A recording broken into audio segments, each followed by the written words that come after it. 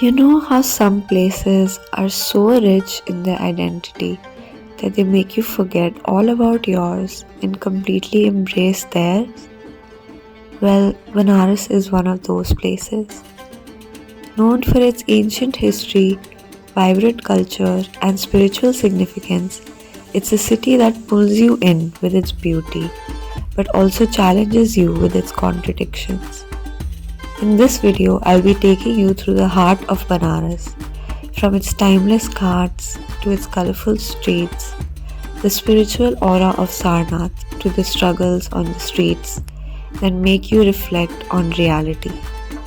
Let's dive into the complexities of Banaras together. Hello guys and welcome back to another video. Welcome to this channel if you're new. Thank you so much for tuning in. Today I wanted to recap my trip to Banaras which I took some time back. It was my first time going and it was truly an experience, and I wanted to talk more about the place, its history, its origin, what it represents now, and what I took away from it all. So stay tuned as I delve into my journey. By the way, the thumbnail is kind of a clickbait because that's not actually me, that's my sister.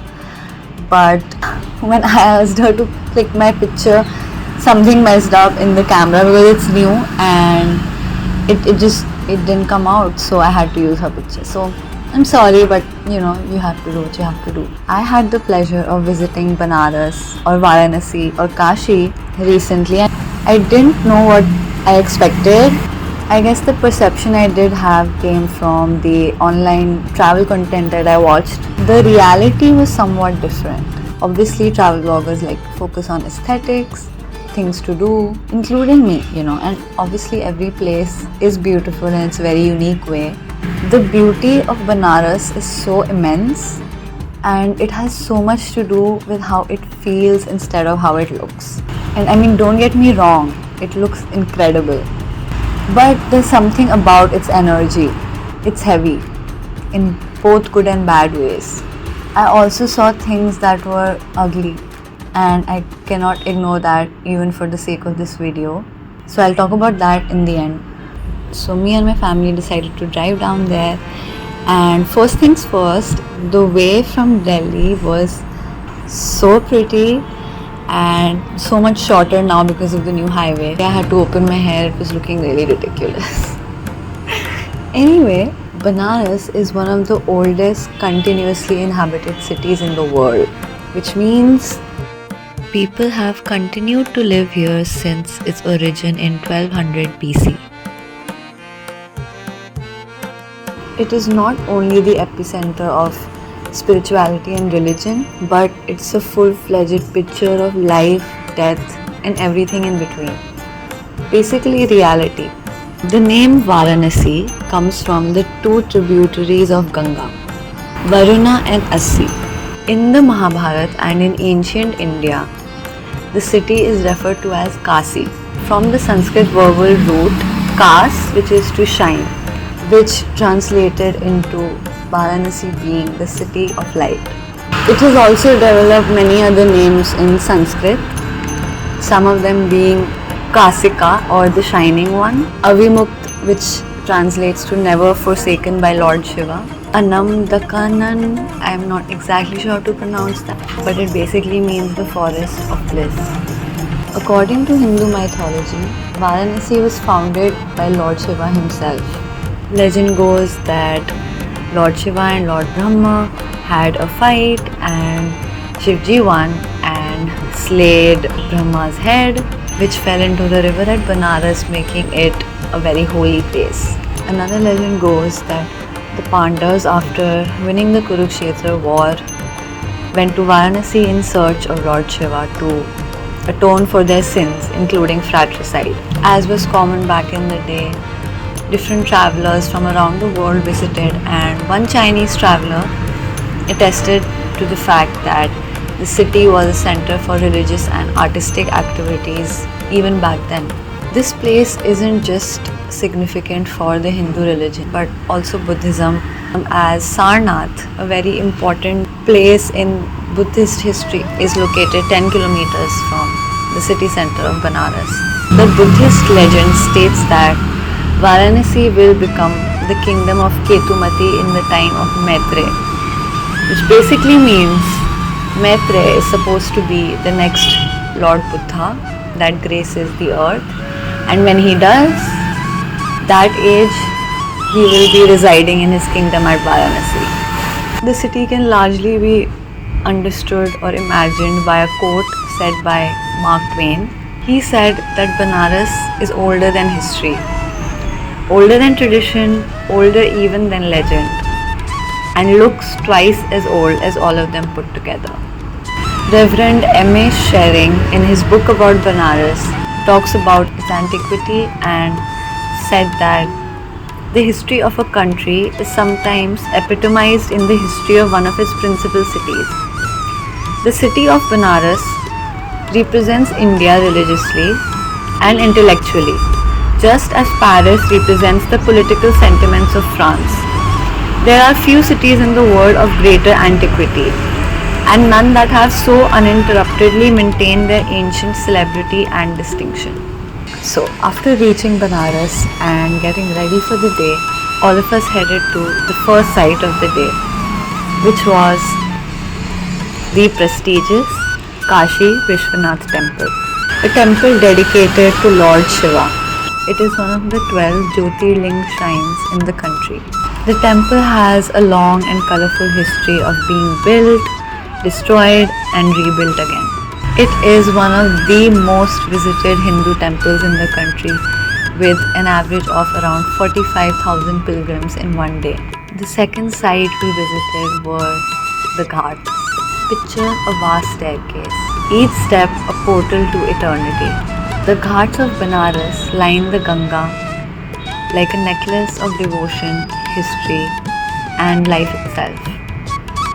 Each Ghat tells a story, whispering ancient secrets to the breeze and the waters that have carried them for millennia. Here life and death coexist without pretense. The perpetual flames of the pyres remind us of life's impermanence, while the belief in moksha transforms death into liberation. It's a place where grief meets peace, where endings are not mourned but revered. Every ghat also has a specific backstory, and it has multiple deities that are connected to it. For example, the Assi Ghat is connected to goddess Durga. Each ghat holds the weight of stories. From legends of gods to histories of kingdoms, the ghats are not just steps to a river, but they are the steps to the soul of India. They are alive, pulsating with the rhythms of daily life and devotion. Women perform rituals of purification, offering flowers and incense to the Ganga. Monks sit cross-legged, lost in meditation. At sunset, the ghats transform into a theatre of devotion. The Ganga Aarti unfolds like poetry in motion. Priests sway brass lamps in elaborate arcs, bells toll in unison, and chants rise like a hymn to the universe. As you stand at the ghats watching the river flow, you feel an inexplicable calm. The Ganga doesn't judge. She simply flows, carrying with her the weight of millions of lives, their hopes, fears, and dreams. And you know what? I can definitely get behind worshipping nature, because it is the only form of God that we can actually see. A form of God as real as you and me. About 10 kilometers from the vibrancy of Kashi, there lies another religious epicenter, which, in contrast to Kashi, projects stillness and a meditative calm. It talks about the humble beginnings of the other oldest religion in the world, Buddhism.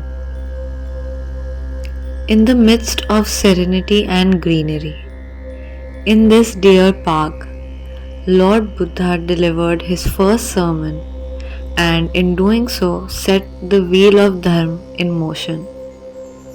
The Four Noble Truths form the crux of Buddha's teachings. And the crux of those Four Noble Truths is that suffering is the unwavering truth of life, maybe even more than pleasure. And what keeps the two in motion and is the godfather of everything? Desire. Therefore, in order to transcend suffering and our flawed humanness, we must rid ourselves of any desire whatsoever. Interestingly, even some of the oldest Hindu texts like the Vedas speak about desire. They say that before there was absolutely anything, in fact, even before there was nothing, there was desire. Desire is the cause of life because suffering is the only thing that separates humanity from the eternal bliss or nirvana. The famous Ashoka pillar also resides here, a testament to Emperor Ashoka's conversion and faith in Buddhism. A violent king, knowing war like the back of his hand, gave up his old ways and embraced the path to enlightenment. For centuries, Banaras has served as a haven for the thinkers, writers, philosophers, artists, and all those who sought to make meaning of life and create something out of it. Our next stop after Sarnath was Banaras Hindu University, where academia and art meet, reflecting the essence of Banaras. The campus is sprawling and the bookstore inside is truly a treasure. But what stayed with me is a girl I met. She was selling her paintings, and honestly, they were remarkable. She was remarkable. Coming from a very humble background, she told me how she was trying to raise enough money to be able to enter into the Guinness World Records for the smallest painting ever made. She had made a microscopic painting of Lord Shiva. But that's not even what amazed me. It was the absolute joy with which she was talking about her passion, and we visited her in the evening and she had been standing there trying to sell her painting since the morning. We were her first buyers, and for those who haven't visited Banaras, the temperature can be quite unforgiving. But her energy was so infectious and it felt so good to be able to give her well-deserved business. I just realized I could have put these paintings in my background the entire time while I was talking, but I'm not going to reach. Also, I really tried hard to find her on Instagram or something and maybe even have a conversation with her, but I wasn't able to find her. I remembered her first name, Priyanka, and I looked up Priyanka BHU on Google. I couldn't find anything, and I'm really sad about that. Some of our country's greatest artists and thinkers lived and conceived their best works here. In the 20th century, the Hindi-Urdu writer Prem Chand and the Shehnai player Bismillah Khan, also known as Ustad, were associated with the city. It has also been a thriving center for musicians such as Surdas, Kabirdas, Ravidas, and Tulsidas. This is where Tulsidas wrote his famous Ramcharitmanas. Food is another highlight here. Many of us might have seen and heard of Tomato ki chaat, and trust me, it is actually worth the hype. And of course, another speciality, silk, and the very beautiful silk saris. So like I said in the beginning, there were some things I saw which didn't really sit well with me. Of course, the place is heavily crowded and we went during the monsoon months or Sawan ka mahina to, because that is the time when Lord Shiva is supposed to actually be there in the city himself. So naturally the place is heavily concentrated with everything, the good and the bad. I saw a lot of both. I saw a lot of harsh realities. The number of kids begging there has to be a crime against humanity. And obviously मतलब दिल्ली वगैरह में बच्चे भीख मांगते हुए दिखते हैं, it's common, but it just hit me harder, I guess, in a place of worship, because there were so many inside the temple. Speaking of inside the temple, there were so many people who seemed like were more interested in pushing and shoving and getting to the front instead of actually paying their respects, being peaceful and all of that, which one would think is the purpose of a place of worship, is that it makes you feel calm. I get it. I mean, like I said, the temple has so many visitors in a day, but that doesn't mean that the people visiting can't be mindful about their actions, because I saw children being pushed and shoved as well.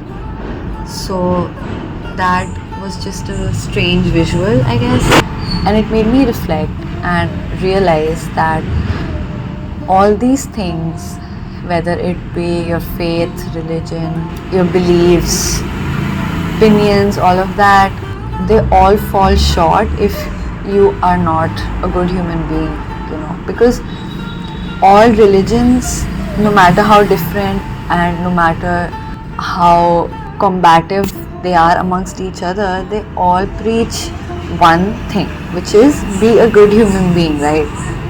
So I think that aspect of it needs to be embraced more than perhaps following rituals, and all of that is amazing, is so much fun also, traditions and everything, but the crux of being a believer or being a religious person should be that I want to lead a life of moral soundness and treating other people with respect, because you see the God in other people as well. And I think more than being the keeper of religion कि तुम्हें ये नहीं करना चाहिए, तुम्हें वो नहीं करना चाहिए, and instead of, I feel, and this is my personal opinion, okay, do not take it as an attack on your opinion, but I think more than being somebody who in the name of religion insults people or abuses people, you should just work on yourself, and if somebody does something that you disagree with, there are so many ways to have a healthy debate about it. Like people who comment on Instagram, अगर लड़की ने कुछ छोटे कपड़े पहने हैं तो they'll be like कि अरे R word and all. Do you really think भगवान जी sitting up will be like इसको बुलाओ मेरे पास, मेरे को बैठना है इसके बगल में? Or being someone who treats people as beneath them, and I'm talking about practices such as untouchability. It is not religious. It's in fact probably one of the unholiest things you can do. Believe that a human being that has been created with equal love and equal effort by whoever you believe in, you believe that they're beneath you. That makes absolutely no sense. Anyway, I'm not here to preach. I just wanted to talk about the feelings that came up when I was visiting and some of the thoughts that I had. And this is not something new or groundbreaking, I know, but I think it's good to constantly remind yourself about these things, So anyway, in conclusion, Banaras was truly somewhere which offers so many lessons, so many experiences, so many stories, so much history, so much culture, so much art, so much peace, so much vibrance, that I think I only spent 2 days there, but it felt like I spent a week because so much happened. I hope this video was of some value to you, and I hope that you get to visit Banaras and take in all that it has to offer. And I hope that you are able to treat yourself and the people around you with love and compassion. Thank you so much for watching, and I hope to see you guys in a video soon.